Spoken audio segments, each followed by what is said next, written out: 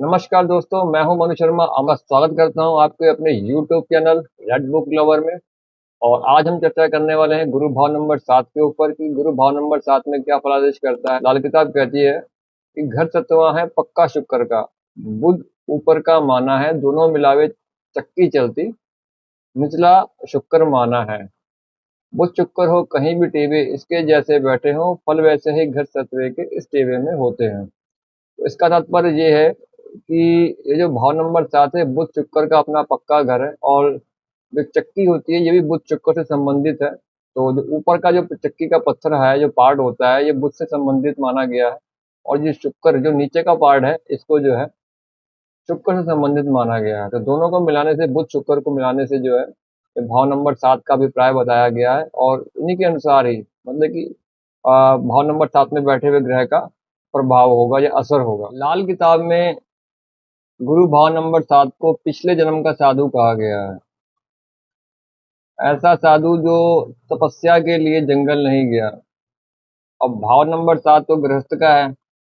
ऐसा साधु जो कि गृहस्थ में फंसा हुआ हो, आदमी की ऐसी हालत होगी जैसे एक सन्यासी गृहस्थी की होती है कि सन्यासी जो है गृहस्थ में फंसा हुआ हो। ये भी वर्णन आता है कि ऐसा आदमी अपने पिछले जन्म में तपस्वी होगा, या अपनी साधना से या तपस्या से जिसकी अधूरी रह गई हो, तो उसका दूसरा दोबारा जन्म होता है। तो उसका ध्यान जो है फिर भी अपनी जप तप या पूजा में कहीं ना कहीं आदमी रुचि बहुत रखता है। नेक हालत में बृहस्पति का जो असर है, ऐसा आदमी धर्म कर्म के कार्यों को मानने वाला, धर्म कार्य में का मुखिया, या धर्म कार्य के कार्यों को आगे बढ़ चढ़ कर करने वाला होगा। धर्म का झंडा हर समय हाथ में लिए हुए होगा। और एक कामयाब मुसाफिर यात्री और एक मददगार इंसान होगा।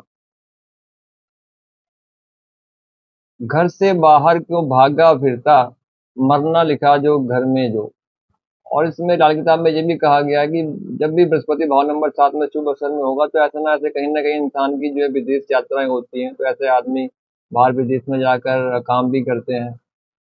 और वो यात्राएं जो हैं उनके लिए अ, अच्छी शुभ फलदायी होती हैं, उनको उनसे लाभ भी होता है।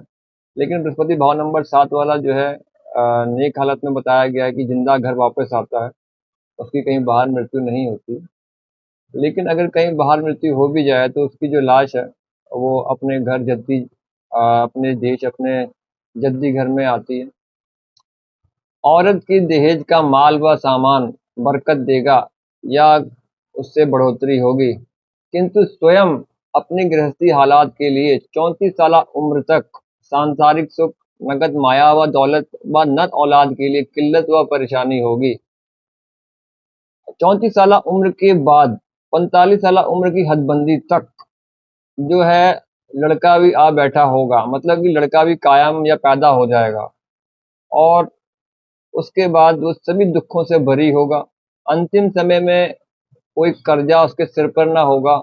और ना ही ऐसा व्यक्ति जो है कभी निसंतान लावल्द कभी ना होगा। जब सूर्य भाव नंबर 1 में होगा, तो ऐसा आदमी जो है इल्म ज्योतिष का जानकार हो सकता है। क्योंकि बृहस्पति जो है ज्ञान और इल्म का मालिक भी कहा गया है, और सूर्य जो है इल्म ज्योतिष से संबंधित है। जब भी बृहस्पति और सूर्य का आपसी संबंध बनेगा, तो कहीं ना कहीं जो इंसान है वह ज्योतिष का प्रेमी, ज्योतिष का ज्ञान जरूर रखता होगा। ऐसी अवस्था में लाल किताब में कहा गया है कि आदमी ज्योतिषी या ज्योतिष का ज्ञान रखने वाला होगा। लेकिन इसमें बहुत अधिक दौलतवान या धनवान होने की शर्त नहीं है। ऐसे जातक की स्त्री कहा गया है कि बहुत ही सुंदर और खूबसूरत और सुख देने वाली देवी की तरह होगी, लेकिन जो खुद धन की कमी के कारण मिट्टी में मिल रही होगी। अपनी सांसारिक तरक्की व माया दौलत का फैसला चंद्र की अच्छी व बुरी हालत पर होगा। एक वर्णन है लाल किताब जो झूठा गुटका आता है कि पंडित दी बोधी मी मंगजी। ये जो बोधी, जो ये चोटी है, ये बृहस्पति से मुतल्लका या संबंधित मानी गई है। इसी तरह ही जो कद्दू होता है, उसके पीछे जो चोटी होती है, जो वो भी बृहस्पति का से संबंधित या मुतल्लिका मानी गई है। और इसी तरह जो तराजू होती है, तकड़ी, जिसको जहाँ से तराजू को पकड़ा जाता है, वो जो पकड़ने की मुट्ठी जो है वो भी बृहस्पति से मुतल्लका या संबंधित मानी गई है। इसी तरह से कहा गया है कि बृहस्पति के अच्छे हालात के लिए, धन दौलत के लिए, सांसारिक सुखों के लिए चंद्रमा के ऊपर मतलब इसका फैसला होगा। चंद्रमा जो भाव नंबर 4 जो चंद्रमा का पक्का घर है, यहाँ पर बृहस्पति देवता जो है उच्च हालात के हो जाते हैं। तो इसी तरह जब भी कुंडली में चंद्रमा अच्छा होगा या बृहस्पति और चंद्र आपस में मिल रहे होंगे, ऐसे आदमी के जो कारोबार या धन संबंधी जो सांसारिक जो सुख होंगे वो शुभ हालात के होंगे या अच्छा फल होगा। जब भाव नंबर 7 और 9 में शनि बैठा हुआ हो तो ऐसे आदमी को बहुत ही बड़े परिवार का मालिक, धन दौलत का भंडारी, मत्स्य रेखा का स्वामी कहा गया है। बशर्ते कि ऐसे आदमी का जो स्वभाव मतलब शनि की स्वभाव का आदमी मालिक हो, उसके स्वभाव में चालाकी, चुस्ती, तेज तर्रारी वगैरह होना जरूरी है। मत्स्य रेखा जो होती है, जब भी हाथ में मत्स्य रेखा होती है तो मत्स्य रेखा से ये जाहिर होता है कि कुंडली में जो है शनि नेक फल दे रहा होगा। दोस्तों अब बात करते हैं मंदे हालात के लिए। इसके लिए लाल किताब में कहा गया है, तख्त साथी या घर गुरु बैठा, मंदा शुक्र या शत्रु हो, 11 शनि बुध 2 6 12, मुतबन्ना मरे और लाद ना हो। तो जब भी बृहस्पति यहाँ पर बुरे हालात में होगा तो कहा गया है कि लड़की के टेबल में बृहस्पति का कोई खास ज़्यादा बुरा असर नहीं है, लेकिन मेरे अपने देखने में आया है कि लड़कियों के टेबल में भी बृहस्पति का बहुत ही प्रभाव मैंने देखा है। तो उसके लिए मैं अलग से एक दिन आपका एग्जाम्पल के साथ में एक वीडियो बनाऊंगा। अब यहाँ पर चर्चा करते हैं कि बुध 11 शनि बुध 2 6 12 मुतबन्ना मरे औलाद ना हो, कि जब भी बृहस्पति भाव नंबर 7 में बैठा हुआ होगा तो उसकी सबसे पहली मंदे होने की निशानियां क्या होंगी, तो जो मैं पहले भी वीडियो में बता चुका हूँ कि जब कोई भी ग्रह किसी भी घर में जब बैठता है तो सबसे पहले उससे संबंधित वस्तुओं, रिश्तेदार इत्यादि पर अपना प्रभाव दिखाता है। तो जब भी बृहस्पति भाव नंबर 7 में बैठेगा तो क्या है कि सबसे पहले कोई विधवा बहन या बुआ का असर साथ में होगा, या बहन का गृहस्थी जीवन जो खराब होगा, या बहन जो है घर वापस आ जाएगी, उसका डिवोर्स केस चल रहा होगा, या बहन विधवा हो जाएगी। तो इस तरह की जो ये मंदे बुध की निशानियां होंगी, या इंसान खुद जो है, आप खुद मंदे रंग का शौकीन होगा, ठीक है, तो आदमी खुद भी जो है अपनी गलत कार्रवाइयों से कई बार अपने ग्रहों का इंसान खराब कर लेता है। तो ये जो होगा ये मंदे बुध की निशानियां होंगी। और जब बुध भाव नंबर 2 6 12 में हो, अब दूसरा भाव जो है ये भी बृहस्पति का है, ठीक है, और 12वां भाव भी बृहस्पति का है।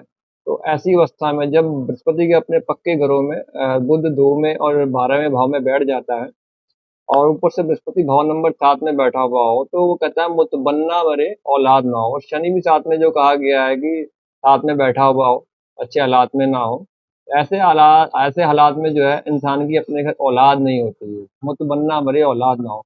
और अगर आदमी ऐसे में गोद दत्तक पुत्र मतलब गोद भी ले लेता है तो वो गोद लिया हुआ पुत्र भी जो है ठीक नहीं रहता, या वो बच नहीं पाता, या उसे उस बच्चे का कोई सुख नहीं होता है। तो ऐसे आदमी को बच्चा भी गोद नहीं लेना चाहिए, मुतबन्ना मरे औलाद ना हो।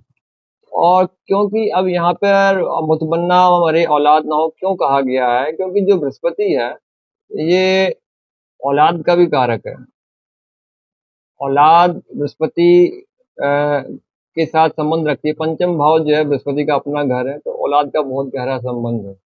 जब तक बृहस्पति टेबे में उम्दा नहीं होगा तो औलाद का सुख ना होगा, क्योंकि पंचम भाव में लिखा हुआ है कि 5 पापी गुरु मंदा टेबे बिजली कड़कती मंदी हो।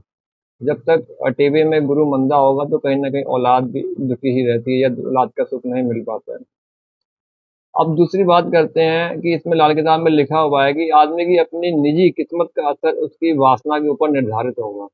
अब ऐसे हालात में लिखा हुआ है कि जब कुंडली में शुक्र मंदा शुक्र या साथी हो, कि जैसे मान लीजिए बृहस्पति और शुक्र सप्तम भाव में बैठे हुए हैं, दोनों साथ में बैठ जाते हैं, तो अब इसमें बृहस्पति के जो जिसकी भी कुंडली में योग बन रहा होगा बृहस्पति और शुक्र में, तो उसकी निजी जो उसका स्वभाव होगा, उसकी जो वासना होगी, उसके ऊपर डिपेंड करेगा कि ये बृहस्पति किस तरह का है। अब जब कुंडली में हम प्यार, मोहब्बत, प्रेम इत्यादि को देखते हैं, तो प्रेम भी जो है बृहस्पति से संबंध कहीं ना कहीं बहुत गहरा ताल्लुक है उसका प्रेम संबंधों से। जब भी बृहस्पति और शुक्र इकट्ठे होंगे, तब यहाँ पर क्या है, इंसान अगर बहुत ज्यादा आशिकी या मोहब्बत करने वाला होगा, प्रेम संबंधों में डूबे रहने वाला होगा, तो भी जो यहाँ पर बृहस्पति का असर बहुत ही ज़्यादा खराब देखने को मिलेगा। इंसान उससे अपनी जो तरक्की, सांसारिक हालातों को खराब कर रहा होगा, और ये मेरे अपने देखने में आया भी है। इसके ऊपर मैं कभी फिर विस्तार से चर्चा करूँगा बृहस्पति शुक्र के सप्तम भाव के ऊपर।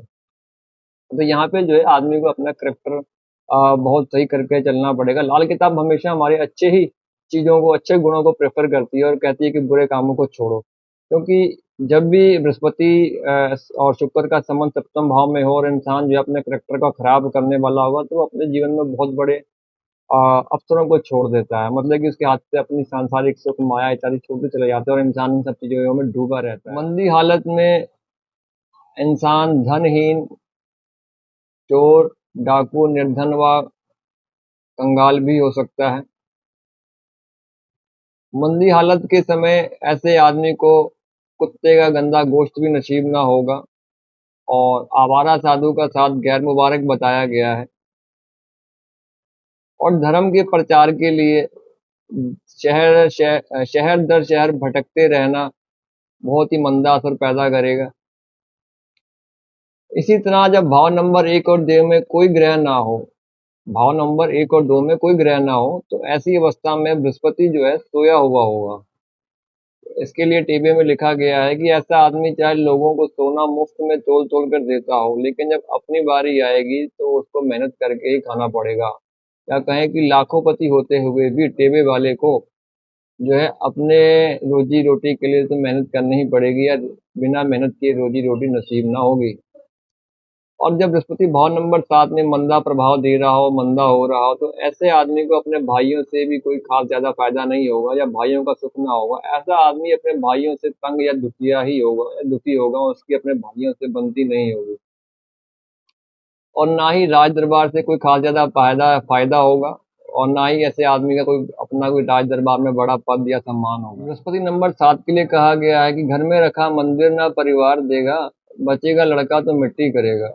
मतलब कि भाव नंबर 7 वाले व्यक्ति को चाहिए कि वो घर में मंदिर ना बनाए। या कई बार देखने में ये आया है कि ऐसे जातक जो है अपने घर में बड़े-बड़े मंदिर बना लिए करते हैं, और उसमें बड़ी-बड़ी पीतल की मूर्तियाँ रखी होती हैं। वो उनकी रोज़ पूजा अर्चना करते हैं, बड़े शंख, घंटियों और आरतियाँ करते हैं, शंख और घंटियों को बजाकर पूजा पाठ करते हैं। तो इससे जो है बृहस्पति का और भी अशुभ प्रभाव देखने में आता है। तो घर में मंदिर जो है ऐसी अवस्था में गैर मुबारक कहा गया है, जिसके प्रभाव से कहीं न कहीं आपको आपके सांसारिक कार्यों में, कारोबारी हालत में जो है अच्छे फल नहीं मिलेंगे। हो सकता है औलाद की भी किल्लत रहे। तो अगर औलाद का सुख मिल भी जाता है, तो कहीं न कहीं वो जो है आपको औलाद का बुढ़ापे में सुख ना मिले, या औलाद आपके काम ना आए। और बचेगा लड़का तो मिट्टी करेगा, मतलब कि आपकी कहीं न कहीं औलाद का सुख ना होगा, या मिट्टी करेगी। तो मंदिर तो हर कोई अब घर में बनाता है, तो पीतल की मूर्तियाँ रखना जो है गैर मुबारक है। सिर्फ़ फ़ोटोज़ जो फ्रेम्स में आती हैं, उन्हीं को अपने घर में आप लगा सकते हैं, और उसके आगे धूप बत्ती वगैरह भी कर सकते हैं। ज़्यादा बड़ा मंदिर, ज़्यादा बड़ी फ़ोटोज़ ना रखें, और विदाउट कैमरेज़ वाली फ़ोटो होनी चाहिए। उनका जो है आप घर में मंदिर बना सकते हैं। अब कई लोग पूछते हैं कि महाराज अब हम क्या देसी घी की जोत ना जलाएँ? ऐसी बात नहीं है कि देसी घी की जोत नहीं जला सकते, आप जला सकते हो, लेकिन ये जैसे कोई दिन त्योहार आते हैं, दीपावली हो गई, नवरात्रि हो गई, कोई बड़े दिन त्योहारों में जो है आप इसकी जोत जगा सकते हैं। ये इसलिए मैं कह रहा हूँ क्योंकि अब पंडित जी ने ये बातें कही हुई हैं, मैं अपनी तरफ से नहीं कह रहा हूँ। और बात यही है कि अपने, और एक बात और भी है कि इसमें कहा गया है बृहस्पति नंबर 7 के वक़्त कि आदमी अपने कपड़े जो है फ्री में दान ना करे। तो ऐसा करने से बृहस्पति का प्रभाव कहीं न कहीं खराब होता है। जब भाव नंबर 2, 5, 9, 12 में बुध, शुक्र, राहु वहसित पापी ग्रह बैठे हैं और शनि भी मंदा हो रहा हो, तो ऐसे में खासकर औलाद बर्बाद होगी। और यदि शुक्र भी साथ में मंदा हो रहा हो या साथ में हो, तो ऐसे में गोद लिया हुआ पुत्र भी जो है जीवित नहीं रहता है, उसका भी सुख नहीं रहता। और ससुराल में अपने बाप या दादा को दमे की बीमारी होगी, या यूँ कहें कि हर तरफ मिट्टी ही उड़ती होगी। बुध शनि जब 2, 6, 12 भाव में बैठे हुए हों, या बुध शनि 9, 11 भाव में बैठे हुए हों, ऐसा जातक जो है औलाद के लिए तरसता होगा। जब 45 साल उम्र तक औलाद कायम हो भी जाए, तो ऐसा आदमी अब स्वयं खुद ही बर्बाद होने लगेगा। ऐसे आदमी का गोद लिया हुआ पुत्र, दत्तक पुत्र भी जो है वो भी दुखिया ही होगा या दुखी रहेगा। ऐसे आदमी की पैदाइश में भी भेद होगा, जो उसकी जुबान में तुतलापन या हकलाकर बोलता होगा या साफ नहीं बोलता होगा। ऐसे आदमी के तीनों हालात जैसे कि उम्र, किस्मत और आर्थिक हालात तीनों ही बदतर और बुरे हालात होंगे। बृहस्पति नंबर 7 के समय मंदी निशानियों के लिए लाल किताब में कहा गया है कि पुराने ज़माने में लोगों के घरों में रत्तियाँ हुआ करती थी या निकला करती थी। तो ये एक लाल और काले रंग के छोटे दाने पत्थर की तरह होती हैं, जो सोना तोलने के काम में आया करती थी। तो अब तो ये आजकल लोगों के घरों में देखने में नहीं आती, लेकिन फिर भी कई लोगों ने पुरानी चीज़ों को सँभाल के रखा हुआ होता है। जिनका भी बृहस्पति भाव नंबर 7 में हो, तो ये उनके लिए मंगल बद का असर देती हैं, या वैसे भी जिसके भी घर में रखी गई हो या हो, उनके लिए कहा गया है कि इसे पीले कपड़े में लपेट कर रखने से जो है, ये मंगल बद का असर नहीं देंगी या इनका दुष्प्रभाव नहीं होगा। और वैसे भी जब बृहस्पति भाव नंबर 7 में बैठा हुआ हो, तो ऐसे आदमी के लिए कहा गया है कि सबसे बड़ी बात है, इंसान को अपने करैक्टर का बहुत ही साफ रहना चाहिए। आदमी को परिस्थितियों से हमेशा दूर रहना चाहिए, क्योंकि यहाँ पे जो ये जो घर है 7वां नंबर, ये शुक्र का अपना पक्का घर कहा गया है, और जब भी गुरु शुक्र के साथ मिलता है तो कहीं ना कहीं कामी भोगी बन जाता है। ऐसे आदमी को कामी और भोगी ये नहीं बनना चाहिए, इन सब चीज़ों से दूर रहना चाहिए। तो ऐसी अवस्था में भी जो है बृहस्पति शुभ ही रहता है। अगर बृहस्पति यहाँ पे मंदा प्रभाव दे रहा होता तो ऐसा आदमी जो है कहीं ना कहीं देखने में क्या आता है कि घर में कहीं ना कहीं सांस लेने में तकलीफ रहती है, क्योंकि बृहस्पति हवा का मालिक है। और जब भी बृहस्पति मंदा होगा तो कहीं ना कहीं सांस लेने में तकलीफ, फेफड़ों में कोई ना कोई प्रॉब्लम, या फिर पेट में कहीं ना कहीं बृहस्पति भाव नंबर 7 में पेट की खराबियां भी देता है। पेट में कोई ना कोई इस तरह का रोग होता है जो काफी लंबा या काफी पुराना चल रहा होता है, जो समय समय पर आपको तंग करता है, या आंतों में कमजोरी और भी कई तरह की बृहस्पति संबंधित बीमारियां जो है देखने में आती है। तो बृहस्पति के दुष्प्रभाव को शुभ करने के लिए और एक बहुत ही सुंदर उपाय है, वो है बृहस्पति जो पीतल की वस्तु जो है बृहस्पति से संबंधित है, तो पीतल का जो लोटा है उसमें मक्खन या दही भर के लगातार 7 दिन तक बृहस्पतिवार से शुरू करके आप किसी भी मंदिर धर्म स्थान में देते रहने से भी जो है बृहस्पति और शुक्र दोनों का प्रभाव जो है अच्छा किया जा सकता है। इस वीडियो को ज़्यादा लंबा ना खींचते हुए आज की वीडियो को यहीं समाप्त करते हैं। अपना प्यार और सपोर्ट देते रहिए। तब तक के लिए नमस्कार।